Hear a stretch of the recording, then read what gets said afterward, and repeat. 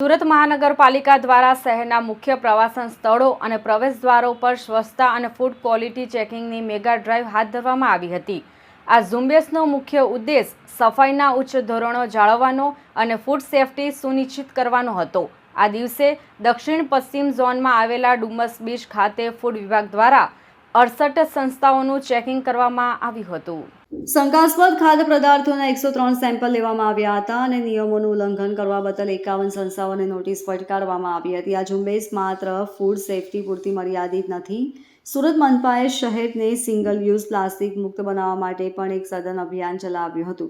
આ અંતર્ગત 674 સંસ્થાઓનું ચેકિંગ કરવામાં આવ્યું હતું। કાયદાનું ઉલ્લંઘન કરનારા વિક્રેતાઓ અને હોલસેલરો પાસેથી 140 કિલોગ્રામ સિંગલ યુઝ પ્રતિબંધિત પ્લાસ્ટિક જપ્ત કરવામાં આવ્યું હતું। આ પ્રતિબંધિત પ્લાસ્ટિકના વપરાશ બદલ વિક્રેતાઓ પાસેથી વહીવટી ખર્ચ રૂપે 4,36,400ની મોટી રકમ વસૂલ કરવામાં આવી હતી। વધુમાં શહેરના મુખ્ય પ્રવેશ દ્વારો અને જાહેર સ્થળો પર સ્વચ્છતા જાળવવા પર ભાર મૂકવામાં આવ્યો હતો। આ ઝુંબેશમાં ડુમસ બીચ, ચોક બજારનો ફોર્સ, બોટનિકલ ગાર્ડન, મુખ્ય railway bus station, Udhna railway bus station અને અડાજણ બસ સ્ટેશન જેવા મહત્વના સ્થળોએ સાફ સફાઈ અને સ્ક્રેપિંગ બ્રશિંગની કામગીરી કરવામાં આવી હતી।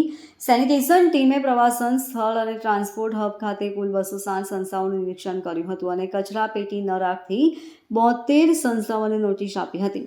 આ સમગ્ર આયોજન નાયબ મુખ્યમંત્રી હર્ષ સંઘવી દ્વારા વિડીયો કોન્ફરન્સ મારફતે આપવામાં આવેલા નિર્દેશોના અનુસંધાનમાં થયું હતું, જેમાં તેમણે રાજ્યના યાત્રાધામો અને પ્રવાસન સ્થળોએ સ્વચ્છતા જાળવવા, કચરા નિકાલ માટે ડોર ટુ ડોર ગાડી મારફત સુચારું અમલીકરણ અને શૌચાલયોની સ્વચ્છતા સુનિશ્ચિત કરવા પર ભાર મૂક્યો હતો।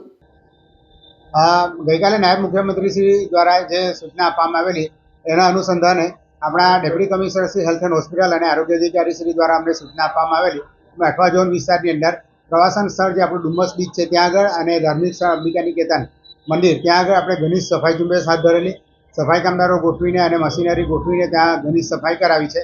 અને આ વિસ્તારની અંદર જે ફેરિયાઓ છે એ લોકો પાસેથી પ્રતિબંધિત પ્લાસ્ટિક જો મળે તો એ જપ્ત કરવાની કામગીરી, એ લોકોને 2 ડસ્ટબિન રાખવા માટે નોટિસો આપવામાં આવી છે।